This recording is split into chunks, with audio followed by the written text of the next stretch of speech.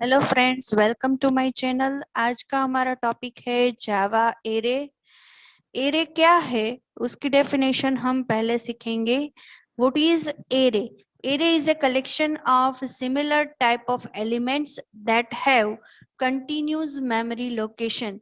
एक ऐसा कलेक्शन जिसके अंदर हम एक जैसी डेटा टाइप की वैल्यूज स्टोर कर सकते हैं और मेमोरी के अंदर ये सारी वैल्यूज एक कंटिन्यूस लोकेशन में स्टोर होगी।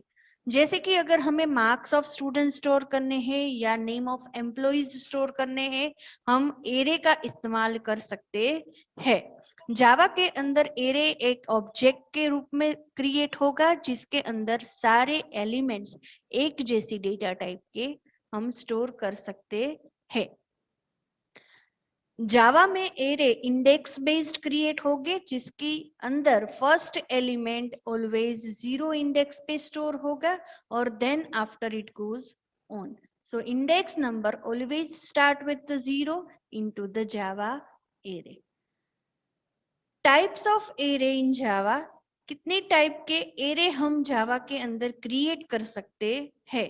एक सिंगल डायमेंशनल एरे और दूसरा मल्टी डायमेंशनल एरे। हम दो टाइप के जावा में एरे क्रिएट कर सकते हैं, single dimensional and multi dimensional. Single dimensional array हम कैसे क्रिएट कर सकते हैं, उसको इनिशियलाइज कैसे कर सकते हैं, ये हम पहले सीखेंगे। तो सिंटेक्स कुछ इस तरह से है। हमें डेटा टाइप मेंशन करनी है with the square bracket and then name of the array, or else you can put the square bracket after the name of the array. Array के बाद में भी आप स्क्वायर ब्रैकेट रख सकते हैं। दोनों सिंटेक्स जावा के अंदर वैलिड है। दोनों में से किसी भी सिंटेक्स का आप यूज कर सकते हो। जैसे कि यहाँ पे मैंने क्रिएट किया है एक double array with the n size. तो पहले declaration double and then square bracket a and बाद में हम क्रिएट कर सकते हैं a equals to new is a keyword to create the double array. तो डबल उसके अंदर मेंशन करेंगे साइज। यहाँ पे मैंने n रखा है, वहां पे आप कोई भी साइज ले सकते हो एरे की। Then we can initialize array one by one using the loop. Loop की मदद से हम एक एक एलिमेंट को एरे के अंदर स्टोर कर सकते हैं। तो हम ऐसे डिक्लेयर कर सकते हैं, क्रिएट कर सकते हैं और इनिशियलाइज भी कर सकते हैं। अगर हमें डिक्लेरेशन और क्रिएशन एक साथ करना है तो हम ये सिंटेक्स भी यूज कर सकते हैं, double and then symbol of array then a equals to new double and then you have to mention the size of array. ये सिंटेक्स से हम क्रिएट भी कर सकते हैं और डिक्लेयर भी कर सकते हैं, दोनों साथ में कर सकते हैं। Directly we can initialize the array. हम एक साथ वैल्यू को सप्लाई करके एरे में स्टोर कर सकते हैं। यहाँ पे हमें साइज मेंशन करने की जरूरत नहीं है, वो कंपाइलर खुद कर लेगा। जितनी वैल्यूज और जितने एलिमेंट्स हम सप्लाई करेंगे उतनी ही साइज एरे की क्रिएट हो जाएगी। यहाँ पे हमने 6 एलिमेंट दिए हुए हैं, तो इंटीजर ए में 6 वैल्यूज स्टोर होगी और 6 साइज का ये एरे है वो क्रिएट हो जाएगा। तो इस तरह से हम डिक्लेयर कर सकते हैं, क्रिएट कर सकते हैं और इनिशियलाइज भी कर सकते हैं। ये रही सिंगल डायमेंशन की बात।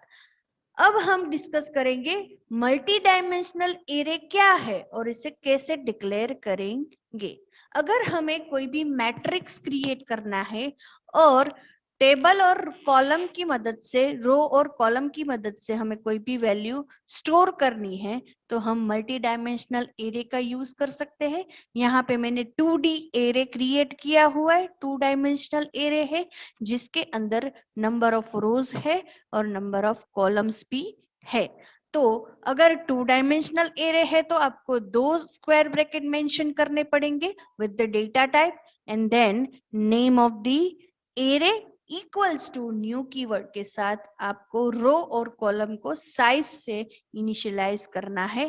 पहला bracket always for row size and दूसरा bracket always for column size. पहले ब्रैकेट में हम रो साइज मेंशन करेंगे और दूसरे ब्रैकेट में हम कॉलम साइज मेंशन करेंगे। यहाँ पे मैंने 3/4 का मैट्रिक्स क्रिएट किया है जिसके अंदर टोटल हम 12 वैल्यूज स्टोर कर सकते हैं। 3/4 इक्वल्स टू 12। सो हम 12 वैल्यूज स्टोर कर सकते हैं। यहाँ भी कॉलम को भी इंडेक्स मिले हैं और रो को भी इंडेक्स मिलते हैं। Column index always start with 0 and row index always start with the 0. So column 0 and row 0 will give first element. पहला एलिमेंट अगर मुझे चाहिए तो कॉलम 0 और रो 0 के कॉम्बिनेशन से मुझे मिलेगा। पहले हमें रो साइज मेंशन करनी है, फिर बाद में हम कॉलम साइज मेंशन कर सकते हैं। चलिए देखते हैं कि मल्टी डायमेंशनल एरे को कैसे डायरेक्टली इनिशियलाइज किया जाता है। तो यहाँ पे मैंने मार्क्स नाम का एरे क्रिएट किया है जिसके अंदर साइज मेंशन नहीं की है, लेकिन डायरेक्टली एलिमेंट्स को मैंने यहाँ पे स्टोर किया है। 3 एरे विथ 3 एलिमेंट्स, 3 एरे दिए हैं जिसके अंदर 3 एलिमेंट्स भी दिए गए हैं, उसको डायरेक्टली मार्क्स में स्टोर किया है। तो 3/3 का मैट्रिक्स क्रिएट होगा जिसके अंदर 9 वैल्यूज स्टोर होगी। तो इस तरह से हम कोई भी मैट्रिक्स है वो मल्टी डायमेंशनल एरे में स्टोर कर सकते हैं, डायरेक्टली इनिशियलाइज भी कर सकते हैं। एक और टाइप है मल्टी डायमेंशनल की, वो है जेक्ड एरे। जेक्ड एरे में क्या है तो कि रो साइज फिक्स होती है, कॉलम साइज है वो depends upon the row. Column size है वो वेरिएबल होती है, इसीलिए वेरिएबल लेंथ एरे भी कहा जा सकता है और डायनेमिक एरे भी कहा जा सकता है। तो यहाँ पे मैंने 4 रोज क्रिएट की है जिसके अंदर इंडिविजुअल कॉलम्स भी क्रिएट की हुई है। तो पहले हमें एक एरे क्रिएट करना है, वो 2D एरे है जिसके अंदर मुझे रो साइज 4 फिक्स कर देनी है और फिर बाद में 1 by 1 रो को अलग अलग कॉलम नंबर से मुझे इनिशियलाइज करना है। तो इस तरह से जेक्ड एरे भी क्रिएट किया जा सकता है। चलिए एग्जाम्पल देखते हैं कि सिंपल एरे को कैसे क्रिएट किया जा सकता है, डिक्लेयर किया जा सकता है, इसके अंदर वैल्यू कैसे इनिशियलाइज हो सकती है और उस एरे को कैसे रीड किया जा सकता है। तो यहाँ पे मैंने वैल्यू यूजर के पास से एक्सेप्ट की हुई है, इसलिए मैं स्कैनर क्लास का यूज कर रही हूँ। स्कैनर क्लास के लिए इंपोर्ट मैंने स्टेटमेंट लिया हुआ है जिसके अंदर यूटिल पैकेज में इंपोर्ट कर रही हूँ। तो java.util.star को मैं यहाँ पे इंपोर्ट कर रही हूँ। उसके बाद एक क्लास क्रिएट कर रही हूँ टेस्ट एरे के नाम से। Then main method is there, main method को डिक्लेयर किया हुआ है। मेन मेथड के बाद एक एरे क्रिएट कर रही हूँ जिसकी साइज 5 है। तो integer a equals to new integer of 5 element का एक एरे क्रिएट होगा a। उसके बाद स्कैनर क्लास का ऑब्जेक्ट क्रिएट करूंगी जिसके अंदर सिस्टम डॉट इन को एज ए पैरामीटर पास करना है।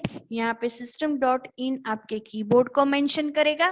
Then we are suppose to create the for loop to initialize the array। यहाँ पे हम एरे को इनिशियलाइज करेंगे फोर लूप की मदद से। फोर लूप का स्टार्टिंग 0 से होगा एंड एंडिंग कहां तक जाएगा तो कि एरे की लेंथ तक जाएगा। यहाँ पे लेंथ प्रॉपर्टी एरे क्लास की प्रॉपर्टी है जो हम यूज कर सकते हैं जानने के लिए कि मेरे एरे की लेंथ क्या है, कितने एलिमेंट में स्टोर कर सकती हूँ। तो ये बात हो गई लेंथ प्रॉपर्टी की। फोर लूप के अंदर 1 by 1 एलिमेंट में मैं वैल्यू स्टोर करूंगी। वैल्यू कहाँ से मिलेगी, यूजर के पास से मिलेगी। उसके लिए मुझे स्कैनर क्लास के ऑब्जेक्ट की जरूरत पड़ेगी। So sc dot next int is a method to accept the integer value from the user. अगर मुझे इंटीजर वैल्यू यूजर के पास से एक्सेप्ट करनी है तो नेक्स्ट int मेथड का यूज करूंगी। इसकी मदद से 1 by 1 वैल्यू एलिमेंट में स्टोर हो जाएंगी। 5 बार ये लूप इटरेट होगा और उसके बाद लूप एंड हो जाएगा। देन आफ्टर अगर मुझे वैल्यूज को रीड करनी है एरे में से तो मैं एडवांस फॉर लूप का भी यूज कर सकती हूँ, जिसे फॉर ईच लूप भी कहा जाता है। यहाँ पे हम 1 बाय 1 वैल्यू एरे में से एक्सट्रैक्ट करेंगे और टेम्पररी इंटीजर वैल्यू वेरिएबल में स्टोर करेंगे और ये वैल्यू को हम 1 बाय 1 प्रिंट करवाएंगे स्क्रीन के ऊपर। तो ये रहा मेरा advance loop to read the directly from the array. Array में से हमको डायरेक्टली अगर रीड करना है तो हम एडवांस फॉर लूप का भी यूज कर सकते हैं। यहाँ पे आपको लूप को इनिशियलाइज भी नहीं करना है, कोई कंडीशन भी मेंशन नहीं करनी है। हमें सिर्फ टेम्पररी वेरिएबल डिक्लेयर करना है जो एरे में से 1 बाय 1 एलिमेंट स्टोर करेगा और फिर उसको प्रिंट करवाएगा। तो ये हो गया example. Thank you for listening my video. Goodbye friends.